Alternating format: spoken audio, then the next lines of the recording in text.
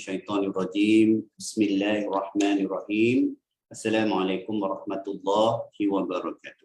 Alhamdulillahirabbil alamin wassalatu wassalamu ala asyrafil anbiya'i wal mursalin sayyidina Muhammadin ibn Abdullah wa ala alihi wa sahbihi wa mawalah. Allahumma shalli ala Muhammad wa ala ali Muhammad kama shallaita ala Ibrahim wa ala ali Ibrahim wa barik ala Muhammad wa ala ali Muhammad kama barakta ala Ibrahim wa ala ali Ibrahim fil alamin innaka Hamidul Majid. Amma ba'du. Allahumma inna nas'aluka 'ilman nafi'a wa rizqan thayyiban wa 'amalan mutaqabbala wa dinan qayyima wa yaqinan shadiqan wa imanan kamila. Amin amin ya rabbal alamin. Amma ba'du. Baik, alhamdulillah, alhamdulillah, syukur kita kepada Allah Subhanahu wa taala, hidup lagi kita pada hari ini, boleh lagi berselawat kepada junjungan Nabi Muhammad sallallahu alaihi wasallam. Allahumma salli ala Muhammad wa ala alihi wa sahbihi wa barik wasallim. Jadi insya-Allah hari ini kita sambung lagi dalam bacaan bersama kita menyambung surah Al-Kahfi ayat 35 sampai 45. Betul 35 sampai 45. Dimulakan Al-Kahfi tu dari segi penceritaan besarnya perihal Ashabul Kahfi. Kata kunci ni apa? Ialah istiqamah dalam kita bermujahadah kita untuk berjuang menegakkan akidah. Cerita dia bab akidah je. Akidah, nak menegakkan akidah, sanggup bersusah payah, keluar daripada kesenangan, melawan raja yang zalim, keluar, uzlah, lari, ditidurkan oleh Allah dalam gua, 7 lelaki 1 anjing tu, 309 tahun, itu kerja dia. Bukan nak mencari di mana gua, siapa nama, berapa orang, anjing datang betina warna apa, bukan. Tapi lebih kepada kita nak istiqamahnya menjaga akidah kita. Begitulah zaman sekarang pun samalah. Suruhan Allah tu menceritakan Ashabul Kahfi tu bukan untuk cerita sejarah saja. Ini bukan cerita sejarah. Orang sekarang suka sejarah. Semenjak cerita Mak Kilau ni, oh ya Allah, macam-macam lah. Sejarah Melayu ni keluar macam-macam. Perbahasannya, menegakkan apa ni bangsanya, apa semua, dipersilakan. Tapi nak menegakkan Melayu ni senang je. Pakailah tanjak tu, pakailah kerih samping tu, pergi masjid. Tanjak besar, kerih samping, silat pun mana pun, siap silat kat shopping komplek dah zaman sekarang ni. Pakat bersilat ramai-ramai shopping komplek dah tengok Mak Kilau. Tak apalah bersilat, tapi lepas tu pergi masjid. Game silat ramai-ramai tu, yang berpuluh-puluh juta pergi tengok wayang tu, pergi masjid. Semai subuh tu bersilatlah kat masjid lepas semai subuh kan. Jadi kita ni kena susah payah menegakkan agama. Siapa suruh? Allah Subhanahu Wa Taala suruh. Diberi pengajaran melalui cerita Ashabul Kahfi. Ini masuk cerita kedua pula. Diselitkan selepas cerita Ashabul Kahfi, diselitkan bagaimana orang kafir musyrik cuba asingkan Nabi Muhammad sallallahu alaihi wasallam dengan orang-orang yang fakir. Kau nak berkawan dengan aku, kau nak bercakap dengan aku, kau nak berdakwah dengan aku, asingkan ni. Aku tak nak bercakap dengan orang-orang miskin ni. Kasta tak sama dan sebagainya. Islam mengajar kualiti itu bukan pada peringkat darjat, handsome tak handsome-nya, rupa parasnya, tak ada, tak kira. Tapi kualiti itu bergantung kepada keimanan, tahap keimanannya sama je tarafnya. Bahkan orang fakir lagi ramai masuk surga daripada orang kaya. Gitu sukatan dia tu kan. Bukan sebab dia fakir, sebab dia tak banyak nak dibicarakan, mizan dia sikit ya. Kemudian diberi perumpamaan lagi, balasan dia apa? Dah cerita-cerita tu Allah bagi balasannya. Orang baik-baik ni kita lah insya-Allah masuk syurga adil. Orang kafir ni macam mana? Diseksa dalam neraka, yang dikepung, api yang membuat-buat, minum minuman yang panas-panas yang menggelegak, menghancurkan tubuh badan dan sebagainya. Hari ini kita masuk fasa seterusnya penceritaan, bukan cerita saja, penceritaan bagaimana dua orang pemilik kebun, seorang Yahudi kafir yang kaya-raya, seorang lagi mukmin yang miskin fakir. Sambung cerita dia hari ini ya. Besok kita tengok bagaimana Allah bagi seruan berkenaan dengan al-baqiyat was-salihat. Apa dia lafaz-lafaz zikir yang besar ni yang perlu kita lakukan seharian dalam hidup kita. Pada Musa seterusnya barulah kita jumpa pula cerita Nabi Musa dengan Nabi apa?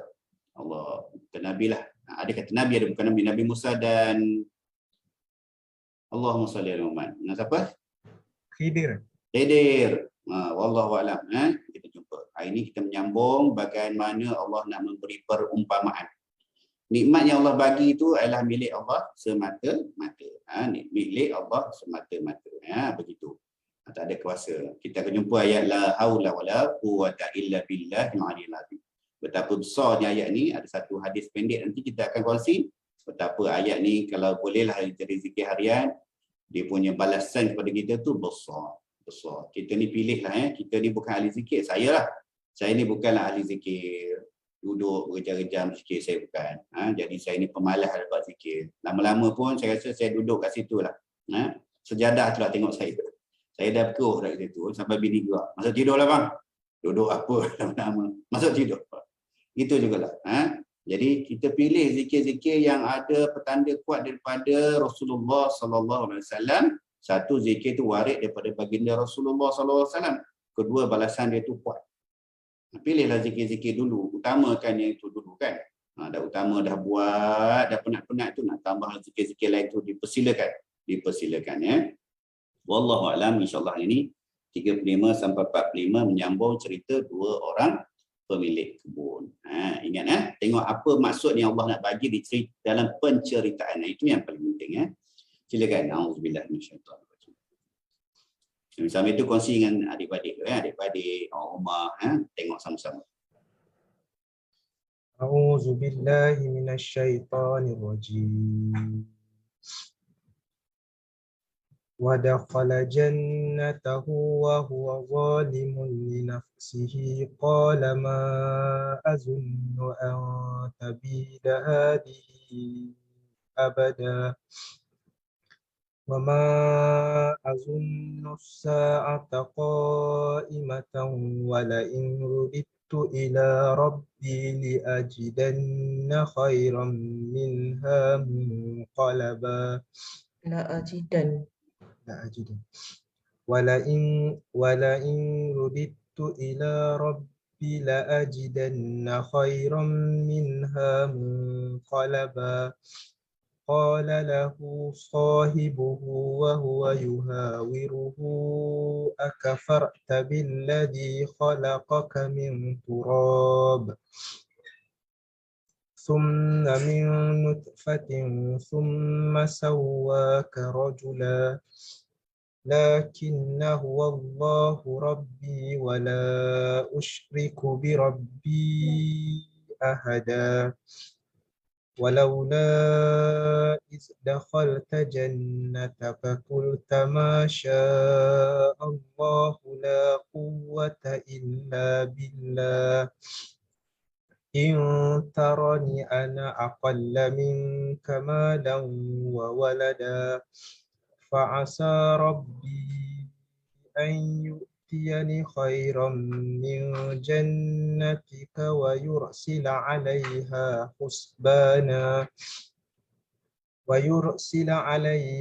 حسبانا من السماء فتصبح صعيدا زلقا أو يصبح ماؤها غيرا فلن تستطيع له طلبا وأحيط بثمره فأصبح يقلب كفيه على ما أنفق فيها وهي خاوية على عروشها ويقول يا ليتني لم أشرك بربي أحدا ولم تكن له فئة ينصرونه من دون الله وما كان منتصرا هنالك الولاية لله الحق وخير ثوابا وخير عقبا واضرب لهم مثل الحياة الدنيا كماء إن أنزلناه من السماء فاختلط به نبات الأرض فأصبح هشيما تذروه الرياح وكان الله على كل شيء مقتدرا. صدق الله.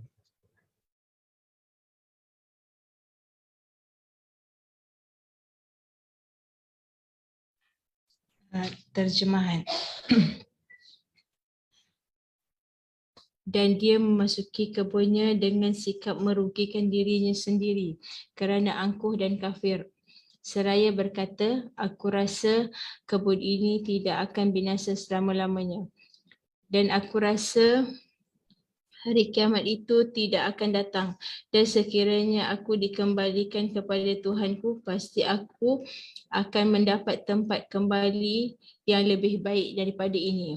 Kawannya yang beriman berkata kepadanya sambil bercakap-cakap dengannya, adakah kamu kufur kepada Tuhan yang menciptakanmu daripada tanah, kemudian daripada setitis air mani, lalu dia menjadikanmu seorang lelaki yang sempurna? Tetapi aku percaya bahawa dialah Allah Tuhanku, dan aku tidak mempersekutukan Tuhanku dengan sesuatu pun. Dan mengapa ketika kamu memasuki kebunmu tidak mengucap Masya Allah, la quwwata illa billah. Sesungguhnya atas kehendak Allah semua ini wujud. Tidak ada kekuatan kecuali dengan pertolongan Allah. Walaupun kamu menganggap harta dan keturunanku lebih sedikit daripadamu, maka mudah-mudahan Tuhanku akan memberikan kepadaku kebun yang lebih baik daripada kebunmu ini, dan dia mengirimkan petir daripada langit ke kebunmu sehingga kebun itu menjadi tanah yang licin, atau airnya menjadi surut ke dalam tanah, maka kamu tidak akan dapat menemukannya lagi.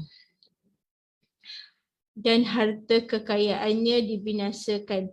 Lalu dia membolak-balikkan kedua telapak tangannya, tanda menyesal terhadap apa yang telah dia belanjakan untuk itu. Sedangkan pohon-pohon anggurnya roboh. Lalu dia berkata, betapa sekiranya dahulu aku tidak mempersekutukan Tuhanku dengan sesuatu pun. Dan tidak ada lagi baginya satu golongan pun yang dapat menolongnya selain daripada Allah, dan dia pun tidak akan dapat membela dirinya. Di sana pertolongan itu hanya daripada Allah yang Maha Besar. Di sana pertolongan itu hanya daripada Allah yang Maha Benar. Dialah pemberi pahala terbaik dan pemberi balasan terbaik. Dan buatkanlah untuk mereka manusia perumpamaan kehidupan dunia ini ibarat air hujan yang kami turunkan daripada langit sehingga menyuburkan tumbuh-tumbuhan di bumi. Kemudian tumbuh-tumbuhan itu menjadi kering dan mudah diterbangkan angin. Dan Allah Maha berkuasa atas segala sesuatu. Tafsir Jalalain. Lafaz lakinna asalnya merupakan gabungan antara lafaz lakin dan ana. Kemudian harakat huruf hamzah ana dipindahkan kepada nun. Lafaz lakin atau huruf hamzah ana dibuang. Kemudian huruf nun lafaz lakin diidghamkan kepada na sehingga jadilah lakinna. Huwa. Lafaz huwa adalah dhamir, kata ganti nama yang diterangkan oleh kalimat sesudahnya sehingga artinya aku berkata. Allahu Rabbi wala usyriku bi Rabbi ahada. Allah adalah Tuhanku dan aku tidak mempersekutukan seorang pun dengan Tuhanku. Walaula, mengapa tidak? Iz dakhalta jannataka qult. Kamu katakan sewaktu kamu memasuki kebunmu dan kamu merasa takjub dengan kebunmu itu. Masya Allahu la quwwata illa billah. Ini adalah apa yang telah dikehendaki oleh Allah. Tidak ada kekuatan kecuali dengan pertolongan Allah. Di dalam sebuah hadis disebutkan sesiapa yang diberi kebaikan, nikmat baik berupa isteri yang cantik lagi solehah ataupun harta benda yang banyak. Lalu dia mengatakan, Masya Allah, la quwwata illa billah, ini adalah apa yang dikehendaki oleh Allah. Dan tiada kekuatan melainkan berkat pertolongan Allah. Nascaya ia tidak akan melihat hal-hal yang tidak disukainya menimpa nikmat tersebut. Intaroni, sekiranya kamu anggap aku ini, ana aqalla min kamalan wa walada, lebih sedikit daripadamu dalam hal harta dan anak. Tafsir Ibnu Katsir. Allah Subhanahu Wa Taala mengkhabarkan jawapan yang dilontarkan oleh kawannya, kawan yang mempunyai kebun, seorang yang beriman sebagai nasihat kepadanya serta mengecam kekafiran dan kesombongannya kepada Allah Subhanahu Wa Taala, iaitu dengan firman-Nya, apakah engkau ingkar kepada Tuhan yang menciptakan engkau daripada tanah, kemudian daripada setitis air mani, lalu dia menjadikan engkau seorang lelaki yang sempurna. Surah Al-Kahfi ayat 37.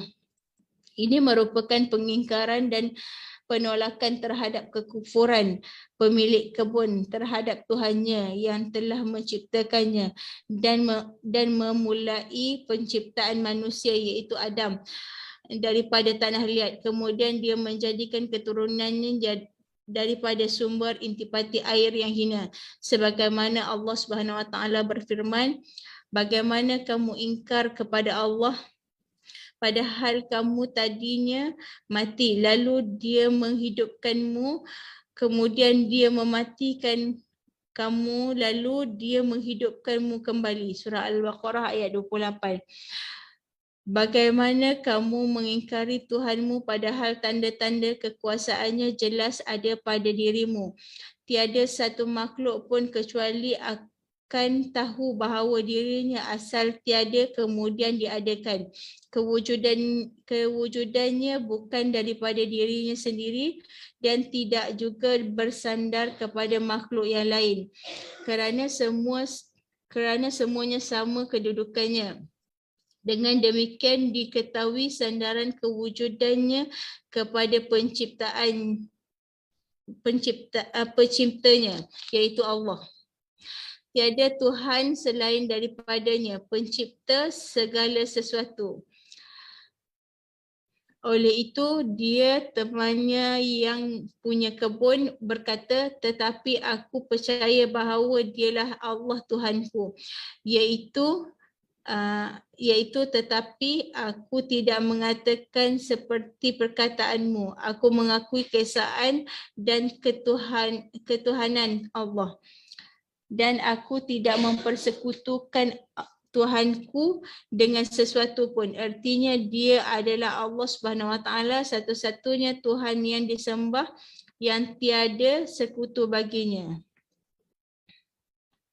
Baik, Alhamdulillah. Kita berhenti dulu.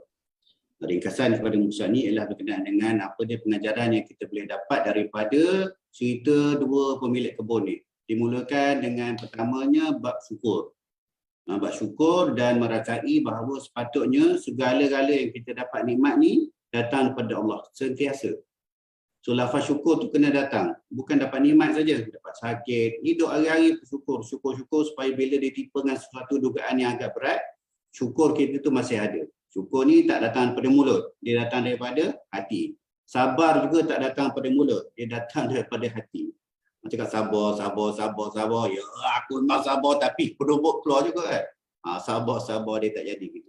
Sabar, syukur, akhlak ni semua bukan lafaz-lafaz. Dia datang daripada jiwa kita sendiri. Ditamsilkan dengan macam mana jiwa kita tu sebenarnya. Bila tiba masa yang diuji tu. Aksidennya, kematiannya, nikmatnya, sakitnya, hati kita yang menzahirkan jiwa kita sebenarnya tu pada perbuatan. Kalau kita tak ajar hati kita ni bagaimana nak bersyukur, bagaimana nak sabar, bagaimana nak tawaduk, dia tak akan keluar lah. Cakap boleh, syarah boleh, Pandai cakap lah kita ni kan. Orang cakap tiba-tiba bila kena pada kita, melupa. Tak boleh. Jadi syukur tu kena datang daripada hati. Syukur, sabar dan sebagainya. Jadi kita ditamsirkan Allah beritahu awal lagi dah. Segala nikmat tu milik Allah. Itu cerita dia ni. Cerita dia ni kan. Dan kemudian dibawa penerbit pilih pula daripada ringkasan Ibn Katsir tu berkenaan dengan akidah tu balik pada akidah tu semula. Nampaklah pemberi tu, yang maha pemberi rezeki tu Allah. Yang maha pemberi rezeki tu ialah Allah. Jadi kita ni kena berkhidmat untuk Allah tu, yang tukang bagi rezeki. Ya, ingat, kalau kita mencari rezeki semata-mata untuk rezeki, kita tak nampak Allah duduk belakang rezeki tu. Sebab itulah ada orang dia boleh bangun awal pagi, dia pergi kerja, tapi dia tak semayang. Dia tak jaga solat 5 waktu dia seharian, tapi dia bekerja. Siap overtime, datang pagi, awal pagi, overtime-nya apa semua, cari rezeki bah. Tapi dia lupa akan pemberi rezeki. Gitu jugalah. Geng-geng lelaki yang tantan lara tu, bila time nak keluar ke laut tu, sebelum subuh dah bangun lah. Sebelum subuh dah bangun, kumpul keluar ke laut, tapi subuh tak semayang. Tengah laut pun tak semayang. Cari rezeki bah, candak sotong. Sama lah. Tak boleh macam tu. Ini juga cerita dua pemilik kebun. Ya. Satu kaya raya tapi angkuh, sombong, tak nampak akan Allah yang memberi dia rezeki itu. Diceritakan bagaimana nanti boleh dihapuskan. Memang kita tahulah cerita ni cerita bocor kan. Habis rezeki dia tak ada. Macam tu je Allah bagi, boleh bagi hilang. Ini bukan zaman tu je. Zaman sekarang ni pun ada tak kita nampak di keliling kita? Tak payah nak buka kitab lah. Tengok di keliling kita ada tak sahabat-sahabat yang sebelum ni kaya raya, kena PKP 2 tahun susah? Ada. Keliling saya ramai. Ada syarikat yang saya tahu buat kenduri besar-besaran, mengisytiharkan tahun ni kita 500 juta, insyaAllah kita akan mencapai 1 bilion sale dalam masa bila. Ada siap buat kenduri tu siap ada band lah menyanyi-nyanyi apa semua tu. Tapi sekarang susah. Tutup kilang, tutup apa, tutup setutup-tutupnya. Daripada syarikat yang kaya raya 500 juta nak pergi 1 bilion, tutup kilang. Ada. Allah duga dia. Mungkin atas sebab tu dia jadi orang lebih beriman, insya-Allah. Begitu juga ya. Allah beritahu kita macam mana kejadian pemilik penerbit pilih title penciptaan manusia daripada tanah. Pergi Google itu cerita kejadian manusia. Tak kurang ada 5 ayat Quran cerita pasal kehamilan saja. Maryam ni apa mesti tengok nota. Kalau cerita buat kehamilan, lah. Kehamilan kita ada Allahumma salli ala Muhammad. Surah Hud ayat 71-73. Boleh tulis ataupun Google lah. Jumpa, baca cerita buat kehamilan. Dalam Maryam ada beberapa ayat 4-5, macam mana Nabi Zakaria kata, aku ni dah tua, bini aku pun dah tua mandul, macam mana nak dapat anak. Lain-lain pun ada. Surah Maryam ada beberapa ayat kehamilan 19-21 Maryam. Al-Mu'minun ayat 12-14. Ini menceritakan daripada tanah ni. Al-Mu'minun 12-14. Yang ada cerita pasal nutfah, alaqah, mudghah tu semua tu. Dalam Al-Mu'minun. Tu semua ada dalam Quran. Cerita pasal penciptaan manusia daripada tanah. Itu kita memang dah tahu lah. Dah tahu daripada awal. Kemudian hari ini kita jumpa satu lafaz zikir yang besar. Ayat 39. Lakinnahu wallahu rabbi wa la usyriku bi rabbi. 38. Walaula izda khalta jannataka qulta ma syaa Allah. Lafaz tu. Qulta ma syaa Allah la quwwata illa billah. Dan mengapa ketika kamu memasuki kebunmu tak ucapkan masya Allah? La quwwata illa billah. Sesungguhnya atas kehendak Allah semua ini wujud. Quwwata illa billah. Inna tarani ana aqalla minka malan wa walada. Tidak ada kekuatan kecuali dengan pertolongan Allah, walaupun kamu menganggap harta dari keturunanku lebih sedikit daripada. Itulah kita nak kena lafaz. Bukan setakat lafaznya, kita kena daripada hati itu sedar akan lafaz sesungguhnya atas kehendak Allah semua ini wujud. Tak ada daya, tak ada upaya kita. Masya Allah, dapat rezeki, Masya Allah, subhanallah. La quwwata illa billah. Sebuah hadis pendek daripada Abu Musa Abu Musa yang mana tak pasti. Biasa Abu Musa ni Abu Musa al-Asy'ari. Orang Yaman ya. Sedap suara dia baca Al-Quran ya. Rasulullah SAW pernah bersabda, maukah kamu aku tunjukkan salah satu daripada beberapa perbendaharaan syurga? Apa maksud perbendaharaan syurga? Macam-macamlah syarah. Atau maha besar istana ke apa, perbendaharaan. Ya, khazanah syurga. Apa dia? Kalimah la haula wala quwwata illa billah. Tiada daya dan tiada upaya melainkan hanya pertolongan Allah semata-mata. Jadi lafazkanlah zikir ni banyak-banyak kali, awal pagi, petang-petang hari, masuk dalam zikir harian kita. Senangnya duduk dalam kereta. La haula wala quwwata illa billah, la haula wala quwwata illa billah. Tambah lagi la haula wala quwwata illa billah al-aliyyil azim. Besok kita nampak zikir yang penuh. Subhanallah, alhamdulillah, wa la ilaha illallah, wallahu akbar, wa la haula wala quwwata illa billah al-aliyyil azim. Besok kita jumpa. Saranan, Allah beri saranan berkenaan beberapa lafaz zikir yang utama. Ya, saya panggil auzubillah Allahumma salli ala Muhammad. Daripada ayat 46 tu penjelasan kepada makna al-baqiyatus solihat. Al-baqiyatus solihat. Buka Ibnu Katsir. Tengok tafsiran al-baqiyatus solihat. Apa dia? Subhanallah walhamdulillah wa la ilaha illallah wallahu akbar la haula wala quwwata illa billahil aliyyil azim. Besar sangat saranan ulangan yang dijanjikan oleh Allah SWT untuk zikir-zikir yang begini. Jadi kita buatlah ya. Wallahu alam. Saya ingat itu dah merangkumi ringkasan yang penerbit dah pilih pun tentang surat ni. Cerita dua orang pemilik kebun. Besok sambung sikit lagi cerita pemilik kebun tu dan juga berkenaan dengan harta dunia ni dan sebagainya. Wallahu alam. Kita sambung Riyadhus Shalihin.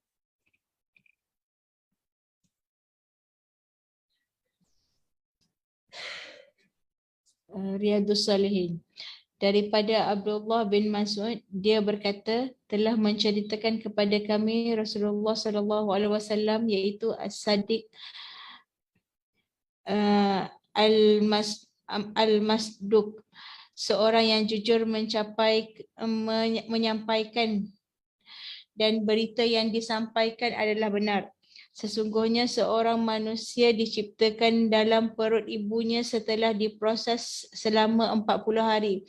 Kemudian menjadi segumpal daging pada 40 hari berikutnya.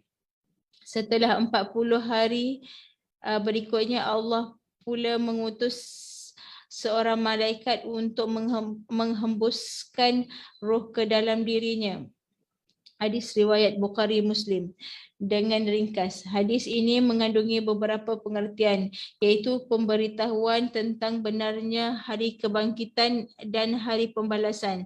Maka yang berkuasa menciptakan manusia daripada air yang hina, berkuasa juga untuk mengembalikan roh kepadanya setelah menjadi tanah. Hadis Nabawi. Daripada Abu Musa radhiyallahu anhu berkata, kami pernah bersama Nabi SAW dalam sebuah perjalanan. Jika kami menaiki tempat yang tinggi, maka kami bertakbir dan baginda bersabda, sederhanakanlah kamu dalam berdoa, sebab kalian tidak menyeru zat yang tuli dan tidak pula yang gaib. Sesungguhnya kalian menyeru Tuhan yang maha mendengar, lagi maha melihat dan maha dekat. Kemudian baginda mendatangiku sedang aku berkata dalam hati, la haula wala quwwata illa billah. Tiada daya dan kekuatan kecuali dengan pertolongan Allah. Maka baginda berkata, wahai Abdullah bin Qais, ucapkanlah la haula wala quwwata illa billah. Bacaan itu adalah perbendaharaan syurga. Hadis kursi. Daripada Abu Hurairah radhiyallahu anhu, dia berkata Rasulullah SAW bersabda, ketika Allah Subhanahu Wa Taala menciptakan Adam dan meniupkan roh padanya, Adam bersin sambil berkata, Alhamdulillahi. Dia memuji Allah dengan izinnya. Maka Allah berkata kepadanya, Ya rahamukallahu. Semoga Allah merahmatimu, wahai Adam. Baik, wallahu a'lam. Sikit daripada Allahumma salli ala Muhammad. Pada hadis Nabi itu ada yang satu tu kita jumpa hadis yang penuh berkenaan dengan yang ringkasan saya baca tadi ya. Saya baca daripada Ibnu Katsir, Abu Musa. Betul lah, ini sebahagian daripada petikan hadis yang panjang tu. Pertamanya, sederhanakanlah kamu dalam berdoa sebab kalian tidak menyeru zat yang tuli dan tidak benda ghaib. Ini diambil sebagai adab dalam berdoa. Adab dalam doa ni ialah bukannya berlagu-lagu, bukannya kuat-kuat menjerit-jerit, bukan. Saya tak bincanglah boleh ke tak boleh tu doa ni boleh berlakulah untuk orang macam kita ni. Tapi adabnya apa dalam berdoa ni? Adabnya ialah kita merintih. Kita bercakap, kita merayu kepada Allah. Kita minta. Jadi tak perlulah terlebih-lebih. Lebih macam mana lebih tu? Wallahu a'lam, kena tanya tuan-tuan guru lah. Macam mana dikatakan berlebih-lebih ni? Menjerit-jerit janganlah. Macam mana saya pun tak pandai nak mengajuk bagaimana orang menjerit-jerit ni. Tapi kalau terlalu berlagu-lagu pun ada larangan juga. Ulama bincanglah hadis-hadis itu, asal daripada sahabat membincangkan bagaimana ada sahabat menegur masjid ni orang berlagu-lagu beria sangat ni. Berzikir kepada Allah ni. Padahal zikir dan doa tu perkara peribadi. Tapi boleh dia fatwa ada keluar, boleh kita berzikir ramai, doa ramai, tak ada masalah. Kita ni orang-orang ikutlah fatwa. Tetapi adabnya macam mana? Adabnya bila kita belajar adab dalam berzikir, dalam khususnya berdoa, ialah kita merintih kepada Allah. Tak perlu menjerit-jerit, tak perlu berlagu-lagu beria. Itu pertama. Kedua, berkenaan dengan lafaz la haula wala quwwata illa billah. Itu kita dah tahu Wallahu alam.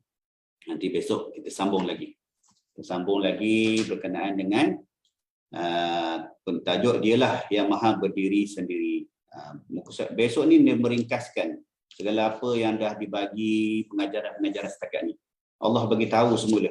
Banyak kali dah aku bagi tahu dalam Quran ni, aku bagi tahu berulang-ulang kali dalam Al-Quran ni peringatan demi peringatan, hanya untuk orang yang diberi kelebihan untuk memahami, mendengar. Wallahu alam. Jadi kita ni seharian dalam hidup kita, jangan kita lepas daripada kita merasakan syukur bahawa segala-galanya ialah pemberian daripada Allah Subhanahu Wa Taala. Adanya kita hari ini, kehidupan kita, muamalah kita sesama kita, keluarga kita, anak pinak kita semata-mata kerana Allah Subhanahu Wa Taala. Nikmat yang kita dapat ni semuanya milik Allah Subhanahu Wa Taala. Cakap mudah cakap mudah, tapi dari segi perbuatan kita. Kalau kita dapat nikmat, kita tahu nikmat kita pada Allah, kita mesti ada benda yang nak menunjukkan bagaimana kita nak mensyukuri nikmat Allah tu. Dari segi amalan kita lah, kehidupan harian kita. Dapat nikmat, apa amalan yang kita bagi tu? Tambahan nak mengatakan, ya Allah, aku ni orang yang bersyukur, hamba yang bersyukur kepada nikmat-nikmat yang kau bagi. Tengok amalan kita lah, sedekah kita, amal jariah kita, amal ma'ruf nahi munkar kita, muamalat kita sesama keluarga. Ada tak tunjuk yang kita ni tanda-tanda orang bersyukur? Kesyukur tu bila dapat bonus je. Kesyukur tu bila dapat anak je. Kesyukur tu bila anak berjaya dalam periksa. Kesyukur bila kita ada kerja. Kita kena zahirkan dalam perbuatan apa itu? Amalan lah. Amalan. Barulah kita ni betul-betul orang yang bersyukur. Syukur kita pada Allah. Bangun pagi lebih sikit, sedekah lebih sikit, solat sunat lebih sikit, baca Quran lebih sikit. Nak meningkatkan tanda yang kita ni orang yang bersyukur. Siapa yang paling terbaik menunjukkan dia buat amalan kerana dia nak bersyukur pada Allah ni siapa? Siapa dia makhluk kat dunia ni? Siapa? Rasulullah sallallahu alaihi wasallam. Betul. Siapa ingat satu hadis yang Rasulullah kata dia buat ni sebab nak menunjukkan dia bersyukur? Siapa? Hadis siapa tu? Siapa riwayat? Siapa ingat? Aisyah. Siapa ingat hadis tu orang lain? Ammar ingat? Izan? Okeylah, ingat hadis Aisyah tu. Kenapa Rasulullah kata aku buat ni sebab aku nak bersyukur? Aisyah kerana ya Rasulullah, kenapa ni? Ni bukan mata hadis lah cerita Ni semayang ni sampai pecah-pecah kaki ni. Daripada kecil kita dengar hadis tu susahnya Rasulullah SAW tu beribadah pada Allah tu. Sampai pecah-pecah tumit kaki dia tu kan. Bukan mata hadis cerita je. Carilah hadis ni. Apa jawab Rasulullah? Aku buat untuk menzahirkan yang aku ni hamba yang bersyukur. Jadi kalau Rasulullah SAW buat macam tu, kita ni kena usahalah. Nak solat macam Rasulullah tak mungkin dah. Nak solat macam sahabat pun ajaib. Solatlah cara kita, ibadahlah cara kita, tapi lebihkan kita punya perbuatan kita tu, usaha gitu, lebihkan usaha. Lebihkan usaha supaya kita boleh menzahirkan sepanjang masa, aku buat ni sebab aku nak menjadi orang yang bersyukur. Wallahu a'lam. Besok kita sambung sikit sebanyak bual bicara kita, celoteh pagi-pagi. Sambung tadabbur Al-Quran ni biarlah sikit-sikit gini ya. Sikit-sikit gini borak-borak pun jadilah. Wallahu a'lam. InsyaAllah panjang umur sihat tubuh badan, kita jumpa besok ya dengan tajuk Dialah yang Maha Berdiri Sendiri. Wallahu a'lam. A'udzubillahi minasyaitonir rajim. Bismillahirrahmanirrahim. Allahumma faqihna fid din wa 'allimna ta'wil wa ihdina siratal mustaqim siratal ladzina an'amta 'alaihim minan nabiyyin was-siddiqin wasyuhada'i was-shalihin wa hasuna ulaika rafiqa ya arhamar rahimin ya musarrifal qulub sarif qulubana 'ala ta'atik ya muqallibal qulub sabbit qulubana 'ala dinik wa sallallahu ala sayyidina Muhammad wa ala alihi wa sahbihi wa barik wa sallim subhana rabbika rabbil izzati amma yasifun wa salamun ala mursalin walhamdulillahi rabbil alamin. Subhanakallah wa bihamdika asyhadu an la ilaha illa anta astaghfiruka wa atubu ilaik. Wabillahi taufiq wa hidayah. Assalamualaikum warahmatullahi wabarakatuh.